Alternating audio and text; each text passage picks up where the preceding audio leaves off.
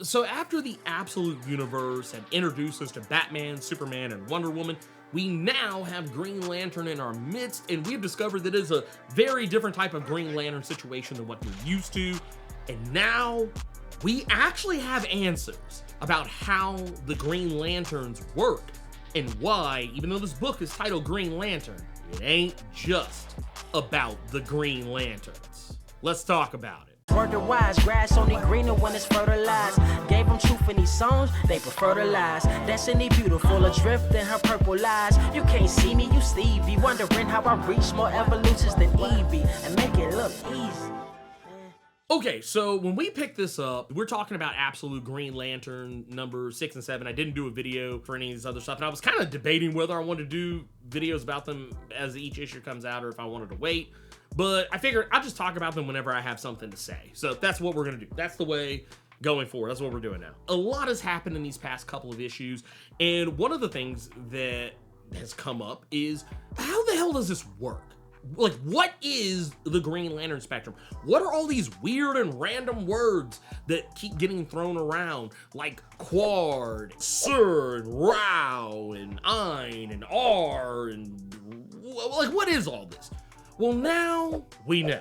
So as of the past couple of issues of Absolute Green Lantern, we now know, and we technically learned this 3 issues ago, that none of the people who were taken in for judgment, none of them are really dead. You know, they've all been judged for the most part. And while some have been judged and found wanting, others, characters like Guy Gardner, very much alive, John Stewart, alive. And we see in issues number 6 and 7 that both Joe Mullen, who is now the Absolute Green Lantern, Hal Jordan, who is the Black Hand, we also have John, who is now a Yellow Lantern, and Guy is a Red Lantern. Very on brand for Guy, considering he was a Red Lantern in the Prime Earth continuity. But all of this means different things than what we're used to.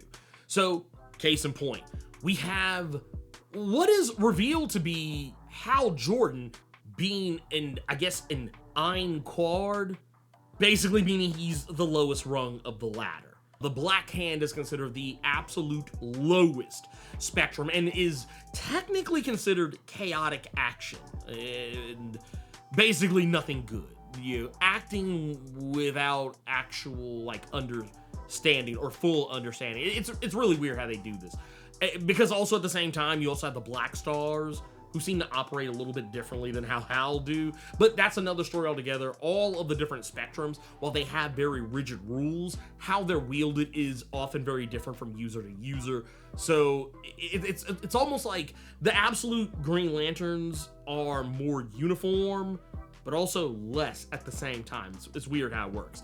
There's also Rao, which Rao are the Red Lanterns, which is what Guy is. What's funny about this is that we're under normal circumstances, the Red Lanterns, they are usually the more aggro, more aggressive. It's all about rage and anger and whatnot. Here, that's not what it is. They are more about restraint from action. They are meant to be defensive, not offensive. And that's kind of a big turnaround for the Red Lanterns. And we even get to see, not just Guy, but we also get to see another character from Green Lantern's Prime Earth and New Earth continuity, who was a mainstay of the Green Lantern Corps for a very long time, and that's Tomar-Ray. Tomar-Ray is not a Green Lantern in this universe. He is a Red Lantern, but he is not a normal Red Lantern. He's actually more like Joe in this particular regard. He wasn't given the power of the Red Lantern. He took it. So he is an anomaly, just like how Joe is an anomaly. She wasn't given the power of the Green Lantern. She took it. Even though she took it accidentally, it wasn't intentional on her part. She acted chaotically and took the power from Abin Sur. It was not supposed to happen.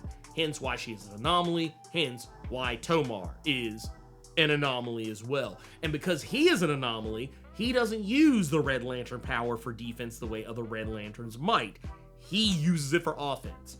I also find it funny too that when he uses his power, like when he flies around, he moves like an Omega beam. I'm pretty sure that's intentional. but we'll have to wait and see on that. There's also the Sirs, which, as I talked about earlier, we just mentioned Joe. Joe is considered a SORT, but once again, she's an anomaly. But the SIRS, they operate as correct action because they're Green Lanterns. So instead of it being all about will, even though will is mentioned, it's more about correct action. I guess doing what is right, or, you know, acting with understanding, whatever. It's all really strange, and I'm not gonna lie, it's probably all a little overly thought out, but it's still pretty cool at the same time. But yeah, it's also one of those things that, like, if I was not currently reading this book, if I just kind of took a break from it, I'd have to relearn this all over again. That's just how, like, all over the place it is. But then also there is the R's. The R's are the highest order, which is very interesting because the R's are the Yellow Lanterns. They operate with total understanding, full and complete total understanding and enlightenment. It's the highest rank you could possibly achieve. And John Stewart has achieved that. Even though he doesn't really fully understand everything that's going on around him, he still has achieved that. Now, once again, you know, having talked about all this, where does that leave everybody else? Because technically, you kind of have to fall into one of those four spectrums. They don't really mention any others. But we see the return of characters like Kilowog, who under normal circumstances is a Green Lantern. He is a black star in this universe and is a whole problem.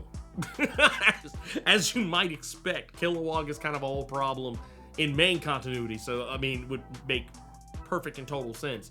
He is a whole problem here as well. He is kind of bad news.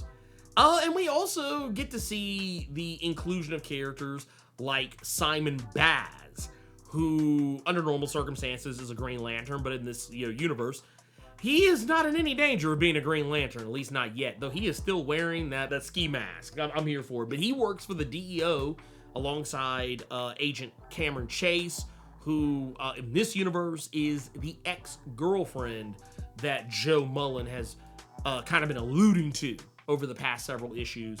And now Cameron and Joe are kind of drugged back into each other's orbit because Joe is trying to help Hal and trying to help remove the Black Hand from him, which he does seem to successfully do using the power of the Green Lantern. But it's difficult to say whether or not that's going to stick, or if Hal will become a Green Lantern later at some point, or if he'll learn how to control the Black Hand. It's difficult to say, you know, what's going to go down with that, because once again, this is a very different setup for Hal Jordan. Granted, he is no stranger, even in Primer's continuity, to being the bad guy. You gotta remember those old Parallax days. But in this particular instance, yeah, he's not even a Green Lantern while doing that.